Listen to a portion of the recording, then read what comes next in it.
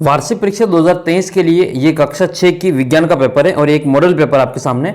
आपके वार्षिक परीक्षा का जो पेपर आएगा वो इसी प्रकार का आएगा। इन प्रश्नों को आप अच्छी प्रकार से याद कर लेना, काफ़ी आपको फायदा मिलेगा। और आपके जैसे ही पेपर हो जाए तो पेपर मेरे को फोटो खींच के अच्छा सा अपना नाम लिख के, अपने जिले का नाम लिख के और बढ़िया जो फोटो खींच के मेरे को इस नंबर पर भेज देना 75 68 35 00 69। और PDF अगर आपको चाहिए तो आप PDF आपको हमारे जो 6ठी क्लास का व्हाट्सअप ग्रुप है उसमें भी मैं डाल दूंगा और उसका लिंक भी नीचे डिस्क्रिप्शन बॉक्स में दे रखा है। और ऐप पर भी आपको मिल जाएगी, ऐप भी आप डाउनलोड कर सकते हैं, ऐप का लिंक भी नीचे डिस्क्रिप्शन बॉक्स में दे रखा है। अब हम आपका जो 6ठी का पेपर आएगा, एक मॉडल पेपर है, ये एक असली पेपर नहीं है, ये एक मॉडल पेपर आप पहले बता देता हूँ, लेकिन इसको आप अच्छी प्रकार से समझेंगे तो आपकी जो काफ़ी फायदा मिलेगा। बहुत सारे जो प्रश्न आपके परीक्षा में देखने को मिलेंगे। पहला प्रश्न आपके कि धूप बत्ती जलने पर कौन सा नया पदार्थ बनता है, तो कि कौन सा बनता है? राख भी बनती है और इससे गैस भी बनती है। उत्तर हो जाएगा उपरोक्त दोनों। दूसरा प्रश्न है किसमें मूसला जड़ पाई जाती है? मूसला जड़ मूली में भी पाई जाती है, गाजर में भी पाई जाती है, चने में भी पाई जाती है। इसका मतलब उपरोक्त सभी इसका उत्तर हो जाएगा। कौन सा जंतु पेशीय पाद की सहायता से गति करता है? तो गोंगा हो जाएगा। ठीक है, इसका आंसर हो जाएगा आपके गोंगा। कंप्लीट नॉनसेंस इस कविता के लेखक का नाम बताना है, तो ये इसके लेखक का नाम है एडवर्ड लियर। क्या नाम है? एडवर्ड लियर। ये आपको नाम याद कर लेना है। अगला प्रश्न है प्राचीन काल में दूरी को मापने के लिए क्या काम में ले जाता? तो जो मात्रक काम में लेते हैं उसको हम पैर की लंबाई के रूप में काम में लेते हैं। सरल रेखा में गमन करता है, तो सूर्य का जो प्रकाश होता है वो प्रकाश हमेशा सरल रेखा में ही गमन करता है। विद्युत सेल का आविष्कार किसने किया? तो विद्युत सेल का आविष्कार किया था अलेसांद्रो वोल्टा ने। ठीक है, वोल्टी सेल का आविष्कार अलेसांद्रो वोल्टा के द्वारा किया गया था। ये थॉमस अल्वा एडिसन के द्वारा जो विद्युत बल्ब है उसका खोज किया गया था।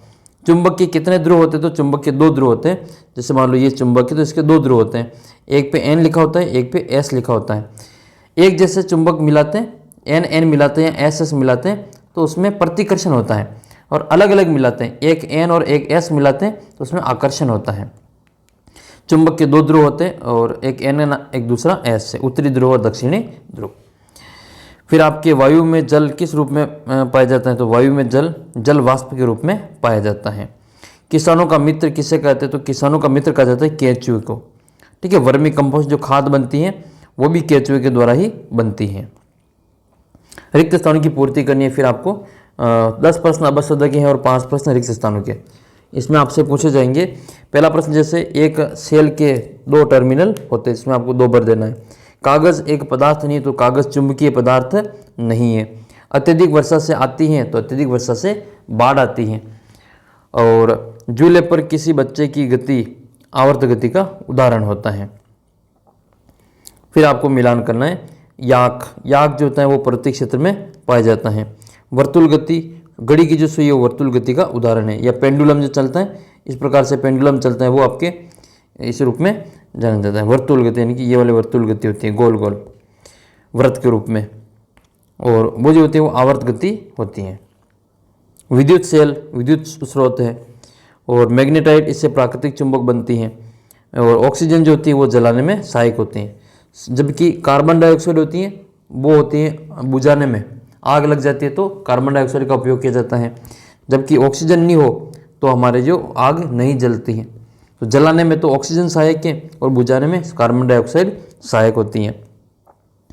पकाने से पहले दालों का किसी नमूने से आप जो भूसे और धूल के कणों को कैसे पृथक करेंगे?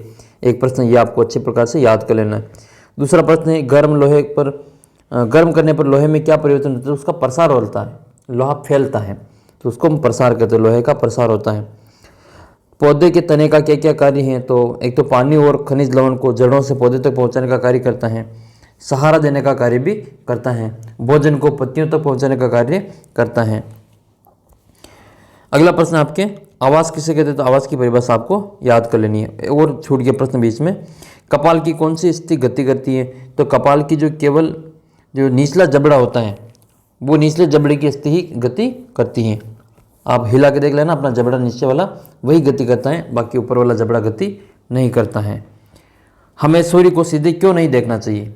क्योंकि सूर्य से हानिकारक किरणें आती हैं जिससे कि हमारे आँखों के लिए नुकसानदायक होती हैं। विद्युत सेल विद्युत कैसे उत्पन्न करता है? समझाना है प्रयोग के द्वारा। विद्युत चुंबक के जो ध्रुव हैं वो कहाँ होते हैं, तो दोनों सिरों पे होते हैं। एक का नाम N होता है, दूसरे का नाम S होता है। वायुमंडल में कौन सी गैस श्वसन के लिए आवश्यक होती है, तो श्वसन के लिए ऑक्सीजन आवश्यक होती है। अगर ऑक्सीजन नहीं होंगे तो मनुष्य जो जीवित नहीं रह सकता है, तो ये अपने ऑक्सीजन सहायक होती हैं। और राधा अपने घर और स्कूल के बीच की दूरी आपके 3250 मीटर है, तो आपको बताना है कि वो किलोमीटर में कितनी। तो मीटर को किलोमीटर में बदलने के लिए हम क्या करेंगे, 1000 का भाग दे देंगे, इसलिए मीटर को किलोमीटर में बदलेंगे तो ये 1000 का भाग देंगे तो ये वाला उत्तर आ जाएगा। अब देखो ये जैसे मीटर को किलोमीटर में बदलते हैं वैसे आपको लीटर को और किलोग्राम को भी याद होना चाहिए। आप कमेंट करके बताना कि 1 किलोग्राम में कितने ग्राम होते हैं, इसका उत्तर कमेंट करके बताना 1 किलोग्राम में कितने ग्राम होते हैं। अगला प्रश्न है छायाएं क्या होती हैं, स्पष्ट करना है। विद्युत उपकरण का उपयोग करते समय कौन कौन सी सावधानी रखनी चाहिए। चुंबक के कोई 2 गुण बताइए, तो चुंबक लोहे की वस्तुओं को आकर्षित करते हैं। सूखा कब पड़ता है, तो सूखा लंबे समय तक जब बारिश नहीं होती है तो उस समय सूखा पड़ता है। वायु के संघटक बताएं, तो वायु में क्या होता है, टोटल वायु में नाइट्रोजन जो है वो आपकी 78% होती है और 21% ऑक्सीजन होती है, 0.3% और कार्बन डाइऑक्साइड होती हैं और बाकी अन्य जलवाष्प वगैरह गैसें होती हैं।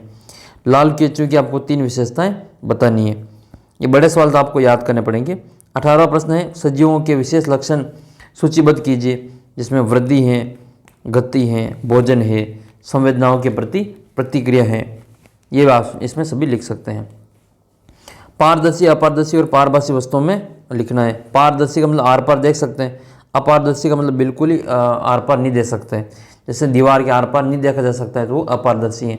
सांप पानी में देख सकते हैं, कांच के आर पार देख सकते हैं तो वो पारदर्शी है।